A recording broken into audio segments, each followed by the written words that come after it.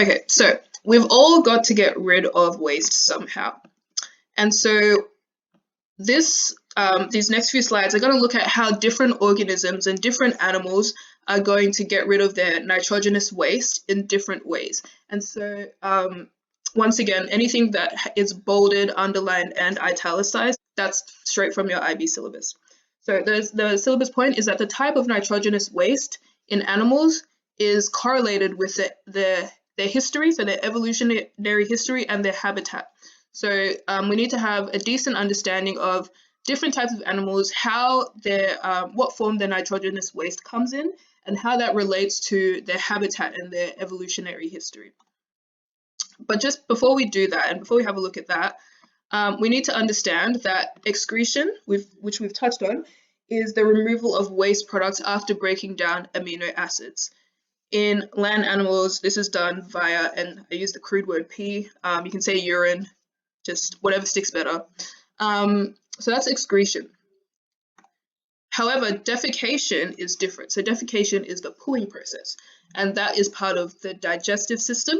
And why it's different is that that's getting rid of undigested food parts. So after food has gone through our digestive system, the stuff that we weren't able to break down and absorb, like for us, we eat a lot of fiber, so that stuff doesn't actually get absorbed into our bloodstream.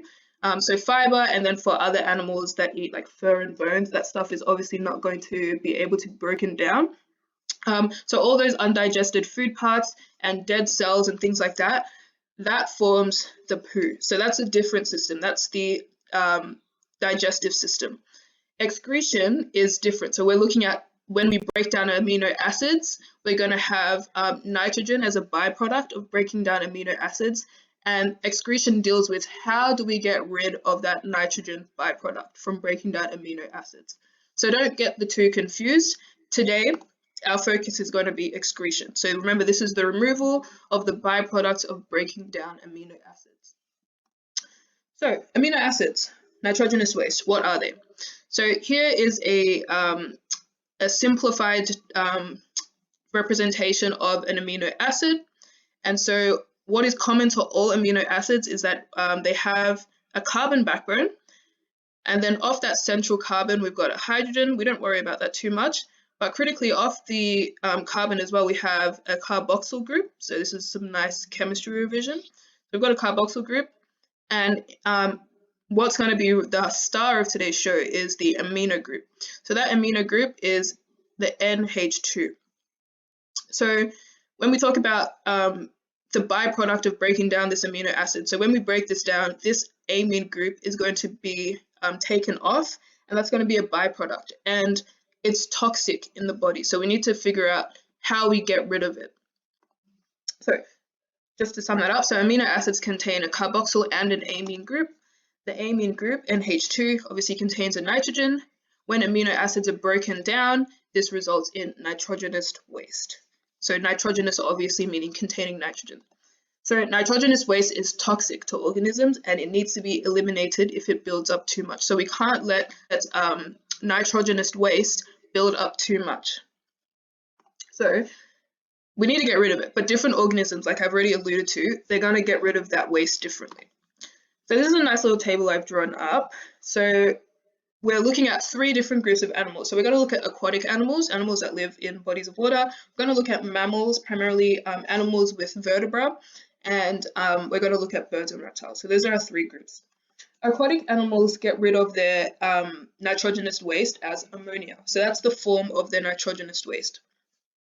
Mammals, so humans like us, other mammals, we get rid of our nitrogenous waste as urea. And then birds and reptiles get rid of their nitrogenous waste as uric acid. So ammonia, let's look at that first. So it's highly toxic, and it cannot be stored in the body at all. And it requires large amounts of water to be eliminated from the body. But obviously, because we're looking at aquatic animals and they're in the water, they have abundant access to water, the fact that ammonia requires so much water to be eliminated from the body is not really a limitation for aquatic animals because they have so much water around them. And so the reason why they opt for this is because it requires the least energy to make, and they can afford to do so because they're surrounded by water. So that that requirement of so much water is not a deterrent for them. So that's why aquatic animals, for the most part, will eliminate their nitrogenous waste as ammonia. Let's look at mammals on the other hand. So we get rid of our nitrogenous waste via urea.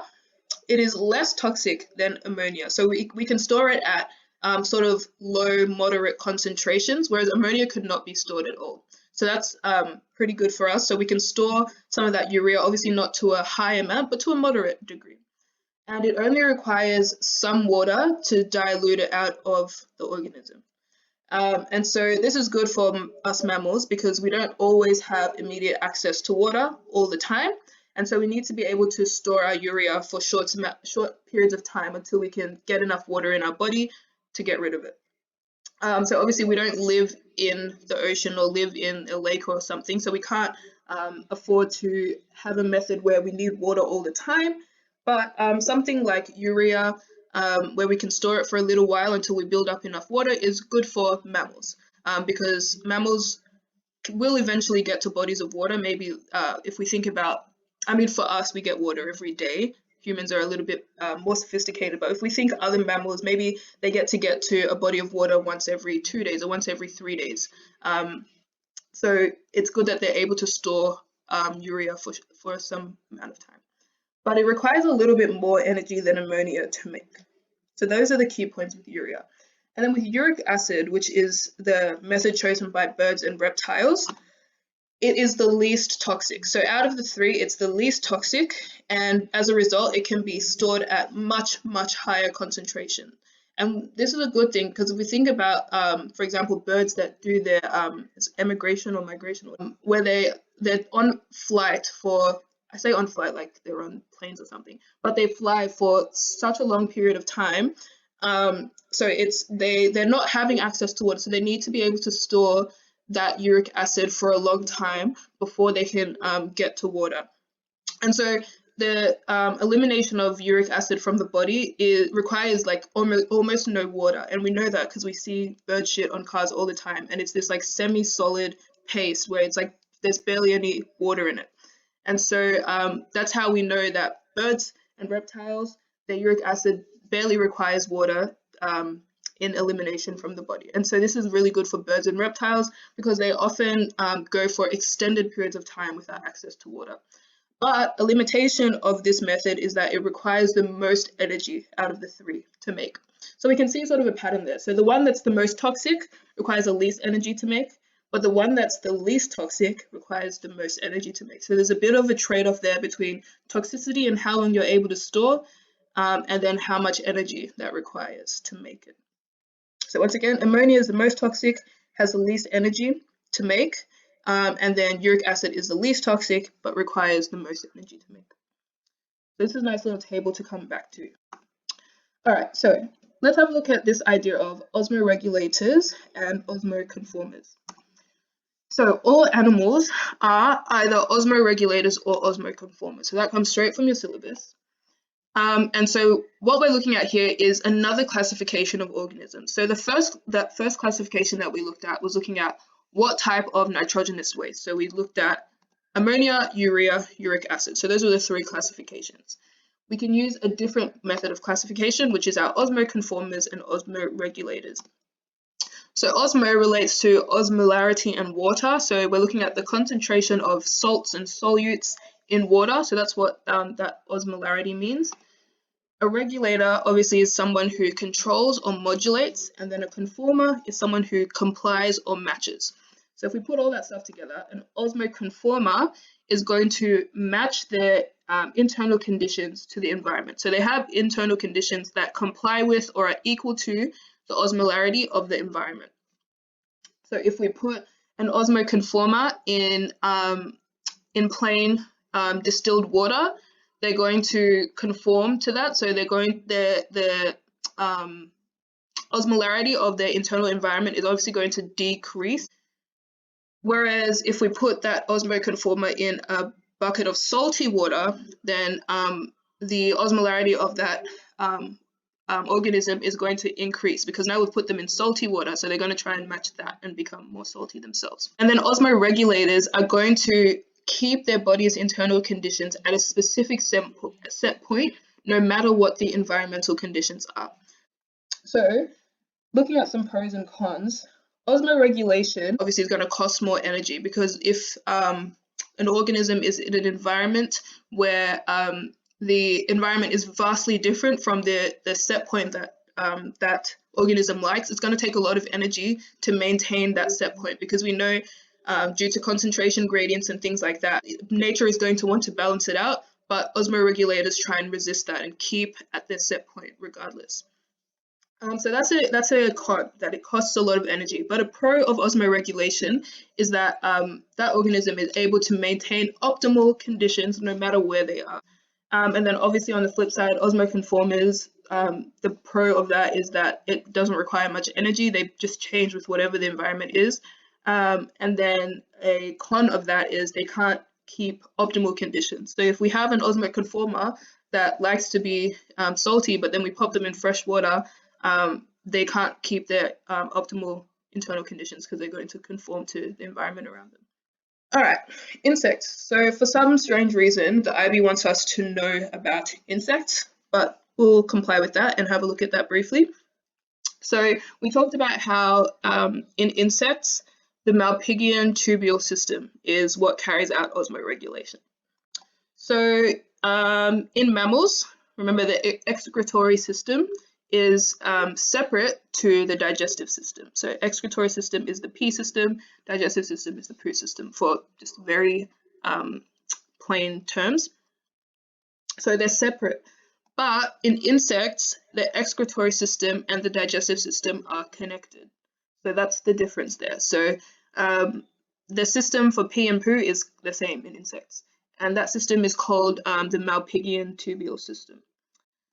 And it's an osmoregulation system. So because it's an osmoregulation system, what does that mean? What's going to happen? Are they going to become the same with the external environment, or are they going to keep at a specific set point no matter what?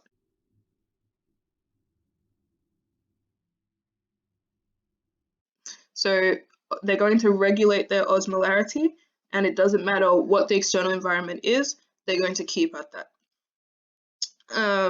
So that's so the Malpighian tubule system is an example of an osmoregulation system. And another question, so considering insects are often displaced from water for long periods of time, what form of nitrogenous waste would you expect from them?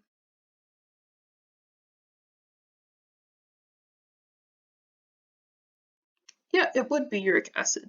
That's perfectly right. So we know that uric acid is the one that can be stored for longest, because it's the least toxic, and it requires little to no water to be excreted. So it's the same as birds and reptiles. So insects as well use uric acid. All right. So all that out of the way, let's look at human osmoregulation. That's what's probably most fascinating. So we know that human osmoregulation is going to make use of the kidneys. So let's have a look at that. So the points that apply to this is that in insects, obviously it's the Malpighian tubule, but in humans, the kidneys carry out osmoregulation. And then we need to be able to draw and label a diagram of a human kidney. So those are the syllabus points there. But let's have a look at the function. So the function of the kidney is obviously to carry out osmoregulation. How does it do this? By filtering out waste from the blood and regulating water. So this is a kidney here. This is taken from BioNinja. So this is like a schematic sort of diagram. So let's have a start by looking at the different layers. So this outer layer in this darker color is the cortex. So that's nice and easy to remember. Cortex usually means like that outer cortex. So it's a nice intuitive name. So if you were to draw it, you would label the outer layer as the cortex. Then we can see here these sort of almost like corn kernel type looking structures in the lighter pink. So this layer is the medulla layer. So medulla means middle, so that's also nice and straightforward. So the cortex is the outer, medulla in the middle. And then this part here in the center, which we sort of see here and here, this whole bit here, not including those vessels obviously, but this is the renal pelvis layer. So from outermost to innermost, it goes cortex, medulla, and then renal pelvis. So that's those layers. Next, we'll look at the ureter. So the renal pelvis drains into the ureter. And so this is where, once we've finished filtering the blood and we've got the urine remaining, it drains out of the renal pelvis into the ureter, and then that drains down into to our organs that are able to allow us to pee. Okay, so that's that. Then having a look at the vessels, we've got an artery, we've got a vein here. So we know that artery means away from the heart, so away from the heart, and then vein means towards the heart. Renal means kidney. So if we have a renal artery, we know it's going away from the heart, and where is it going? Towards the kidney. So this is the renal artery. So we've got oxygenated blood coming from the heart to the kidney, hence this is the renal artery. And then once again, renal meaning kidney, vein meaning away from the heart, towards the heart, sorry. So with the renal vein, it's going towards the heart, coming from the kidney. So that's the renal artery, so away from the heart towards the kidney, and the renal vein, away from the kidney towards the heart. Now, if we look at the artery and look at its sort of course, it starts as an artery, then we see it gives off these branches. So these branches are called arterioles. So artery, arterioles, and then those arterioles will continue to give off branches and get smaller and smaller until they become capillaries. So this is just brushing up on our blood system work. So once again, the course is from artery to arterioles to capillaries. So capillaries will be within the tissue and will be giving and receiving materials. And then if we look at the venous system, so we start with our venous capillaries. Those will get bigger and go into venules, and then those venules will get bigger and come into our main vein. So when we're talking about arteries, we talk about it from the direction of artery to arteriole, whereas when we're talking about veins, we talk about it from the direction of venule to vein. So yeah, that's that. But just for the most part, being able to practice drawing this. So we see in the syllabus point, you need to be able to draw and label. So you can start out by getting some blank images online and trying to label that. And then once you start getting good at that and you find that you're not making any mistakes, you can move on to trying to draw it yourself. But yeah, so that's the kidney there, labeled and everything. And then this is another representation of the kidney. It's a lot more of a simple representation. So this outer part would be our cortex. The corn kernel looking bits in the middle would be our medulla. And then this part here would be our renal pelvis. This would be our ureter. So it obviously doesn't show our vein, renal artery and renal vein, but just as a simple representation of the different layers, I think it's a nice one as well. And then it also shows how we have a chunk. If we take a chunk of the kidney out and zoom in, we've got these weird, like spaghetti-like structures going on called nephrons. And so we're going to learn about nephrons. Yeah, so as a little bit of a teaser, the nephrons are like the functional unit of the kidneys.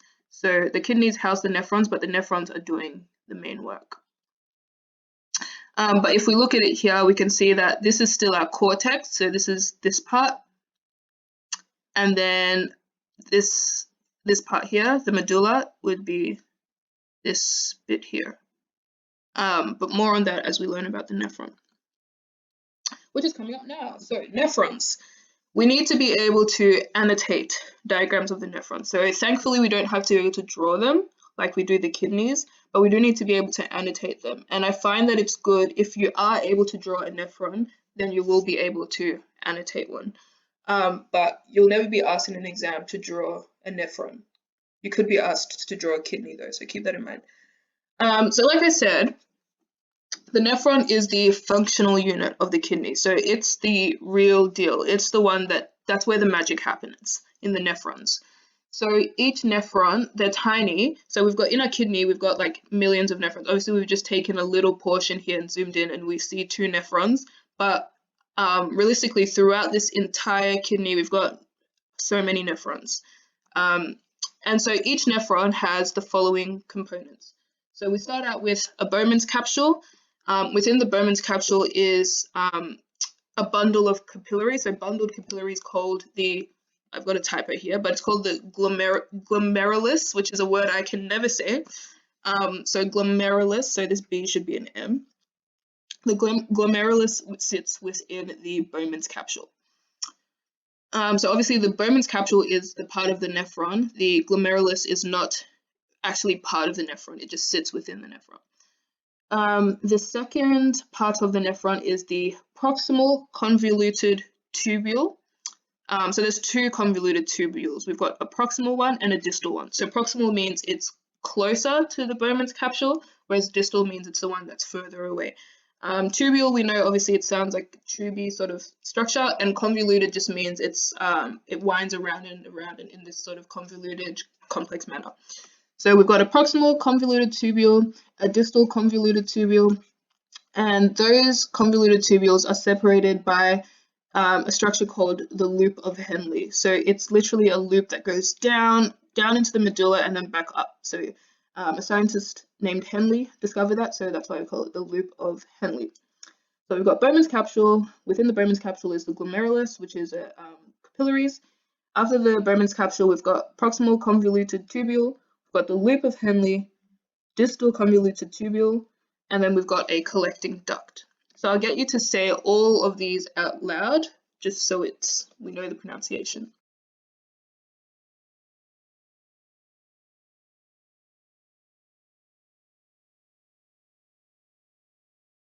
Perfect. So Henle is the one that's weird. Like it looks like Henle, but it's because it's someone's name. I think it's German or something. It has a different pronunciation. So that one's just Henle. But yeah, Bowman's capsule, proximal convoluted tubule, loop of Henle, distal convoluted tubule, and then the collecting duct. And like I said, proximal means it's closer to the start, whereas distal means it's further away. Like the word distant, we know that means far. All right, so let's have a look at some nephrons. So some different schematic representations. This is the first one. It's the most simple one. I really like it. This is also of BioNinja. So these are the different parts we talked about in the last slide. So Bowman's capsule, proximal convoluted tubule, the loop of Henle, the distal convoluted tubule, and then the collecting duct. So we can see here, this part is the Bowman's capsule. And like I said before, within the Bowman's capsule sits this structure called the glomerulus. So this is the glomerulus. It's just a bundle of capillaries. So after the Bowman's capsule, we come into this windy bit. So it's windy, so we call it convoluted. It's a tube, so we call it a tubule, and it's close to the Bowman's capsule, so we call it proximal. So proximal convoluted tubule. After the proximal convoluted tubule, we've got the loop of Henle. So this descends down as a loop and then comes back up. So hence loop of Henle. And Henle is the guy who discovered it. And the loop of Henle goes down into the medulla. So remember that medulla layer? So we have the cortex. So all this at the top here is sitting at the cortex layer. And then this loop of Henle is able to go further down into that middle layer, the medulla layer. After the loop of Henle, we have a convoluted tubule that is further away. So this is the distal convoluted tubule. This one's proximal, this one's distal. And then we have the collecting duct. So today we're going to spend our time looking at what happens along this nephron, and we're going to focus on the Bowman's capsule and the proximal convoluted tubule. So this is the first 2 stages, but you need to know all of the parts, obviously. So here is a more complex diagram. Not complex in the fact that like it doesn't make sense, but obviously it's building up on this. This is more schematic. It's not really what it looks like in real life. This is getting closer to reality. So if we see here, so a feature that gives away that this is the Bowman's capsule is that we see this red capillary here, this bundle of capillaries. We know that's the glomerulus, and we know that the glomerulus sits inside the Bowman's capsule. So that's how we know that this is the Bowman's capsule. Within it is the glomerulus. After the Bowman's capsule, if we follow that along, what do you think this might be? This convoluted structure here. So the proximal convoluted tubule, that's this one here. So the distal one would be later on. So this is our proximal convoluted tubule. And then it goes down, it descends into this loop, comes back up. What do you suspect this would be? Yeah, the loop of Henle. So that one's the loop. So it's not very convoluted. It's a pretty straightforward loop. It goes down and then up. And then it comes into this more complex, weird-looking convoluted structure. So what would this one be? And then that goes down into our collecting duct. So this long bit is our collecting duct. So like I said, we're going to focus on the first two parts. But here's a third diagram, which we saw this one before, but this one I like because it puts it in context of the kidney a little bit more. So we can see here, this is the cortex layer. So, and then down here is the medulla layer. This one's a bit more tricky because it shows two nephrons, but we can find where the Bowman's capsule of one of them is. And like I said, if you just look for the glomerulus, which is that bundle there, here it's more pink, whereas here it was red. But we see this glomerulus here, and the glomerulus sits inside of what? Yeah, the Bowman's capsule. So if we go back to our really simple one, this red here, this is the glomerulus, which is, like we said, a bundle of capillaries. So the glomerulus sits inside the Bowman's capsule. With this one, we see it here. This is the glomerulus, sits inside the Bowman's capsule. Here, this is the glomerulus, and then the yellow bit is the Bowman's capsule. If we come off the Bowman's capsule and follow this really convoluted, loopy area, so it's convoluted, what would this be? Yep, so we've got our proximal convoluted tubule. Then that descends right down. So like I said, I really like this one because it shows the relationships. We can see that so far we're in the cortex, but then if we follow this structure here, which you're going to tell me what the structure is, we see that it loops down into the medulla. So what's this structure here? Perfect, the loop of Henle. And then the loop of Henle feeds into the next part of the nephron, which is also convoluted. What is this? Yep. And then that feeds into this structure here called the collecting duct. So obviously the collecting duct also crosses into the medulla as well. And then if we go to the other side, we can see here that this would be the distal convoluted tubule. This would be the loop of Henle, which for some reason Bio Ninja made it short in that drawing. This would be the proximal convoluted tubule, and then this would be our Bowman's capsule with the glomerulus sitting inside of it. All right, so let's have a look at what happens in those nephrons. So we're looking at the first part, so the Bowman's capsule, which has what structure sitting inside of it? The one that starts with G. So our glomerulus. So that sits inside our Bowman's capsule. And at that stage, with the glomerulus and the Bowman's capsule, we have the first step, which is ultrafiltration. So the the structure of the glomerulus and the Bowman's capsule allows for ultrafiltration or facilitates ultrafiltration. So filtration, obviously we can tell filtering is taking place. So how this happens is that blood moves into the kidney via the renal artery. So we remember the artery we saw before. If I go back to so remember this is the artery. So it's going away from the heart and towards the kidney. So what's happening at the ultrafiltration stage is that blood is arriving at the kidney via the renal artery. So we know that once it hits the renal artery, the artery is going to divide into smaller arterioles, and then those arterioles are going to divide into smaller capillaries. And then once it reaches the Bowman's capsule, we call those capillaries, or that bundle of capillaries, the glomerulus. So we've said glomerulus so many times, so hopefully we don't forget that. So blood is at the glomerulus now. The glomerulus, as we know, is surrounded by the Bowman's capsule of the nephron. And between the glomerulus and the Bowman's capsule is a basement membrane. So essentially, the blood from the glomerulus is going to seep out and enter the Bowman's capsule, but it's going to have to pass the basement membrane first before it can get into the Bowman's capsule. And the thing with that is that the basement membrane is selective in size, so it doesn't allow anything that is too big to pass through. And things that are too big to pass through would include red blood cells, white blood cells, and proteins, which is good because obviously we know for a normal functioning human, when we pee, we don't want to be seeing blood in our pee. So we don't want blood to actually get into the nephron. We want it to go back into our blood system. So that's why the basement membrane is so important. It makes sure that the stuff that we still need in our bodies is not going to be filtered away. So that basement membrane, you can think of it sort of like a sieve. Obviously, it's a lot more complex than that, but with a sieve, we know that, or a strainer or a colander or whatever, the stuff that makes it out is the stuff that we don't want, but the stuff that stays in the sieve or stays in the colander is the stuff we want to keep. So for example, when we're washing rice, we want the water to run through and we want our rice to stay in the sieve. So it's the same way at the ultrafiltration stage. We want the urea to get into the nephron, but we want things like blood and white blood cells and proteins to stay in the blood so it can be used by our body.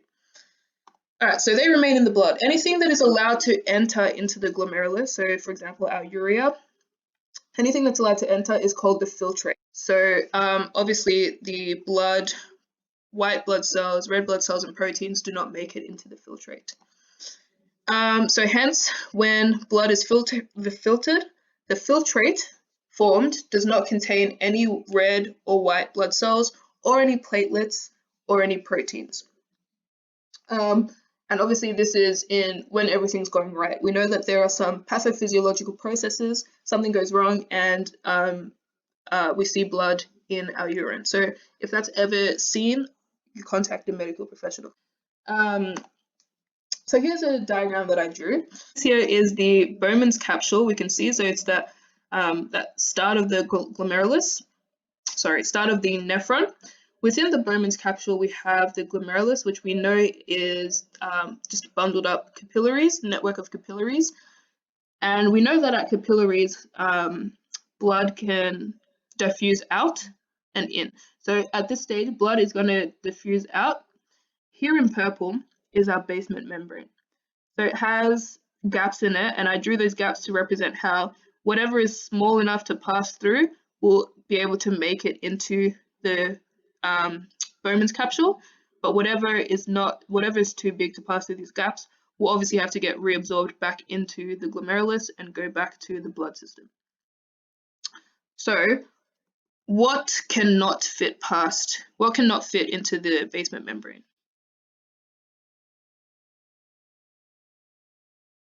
So let's think about what's one thing you don't want to see in your pee? Blood. So what's our blood made up of? So we've got red and white blood cells. So red and white blood cells are not going to make it into the basement membrane. Blood is not going to make it into the Bowman's capsule. It's going to go back into the glomerulus because it can't fit past the basement membrane, which separates the two. So obviously when I say blood, we know blood is made of red blood cells, white blood cells, and platelets. Those are components of blood, and obviously proteins as well. So large proteins will not fit through. So the things that do make it past the basement membrane and become the filtrate, so remember anything that makes it past this basement membrane into the Bowman's capsule is now referred to as the filtrate. So the things that make up our filtrate are water, so water molecules can make it through. Ions, obviously we know, are very small, they're going to make it through. Amino acids make it through. Glucose makes it through because it's quite small. Urea makes it through. However, most of this stuff is still useful to the body, except urea. What we're ultimately trying to get rid of is urea. We want to keep as much water as possible. We want to keep as many amino acids as possible. We want to keep as much glucose as possible, because obviously those things can still be used by the body. They're very useful, same with ions. So we need a way to take back the stuff that it's like, oh no, I didn't mean to filter that out. I need to get that back to the body. So we need a way to get our water, most of our water, our ions, our amino acids, our glucose back to the bodies. What we want to get rid of is the urea, but we want to keep all these other things. So that moves us on to our next step, which is called selective reabsorption. So the name is pretty nice because it talks about how we're selecting what we're going to reabsorb. Those good things that we want to select them and reabsorb them back.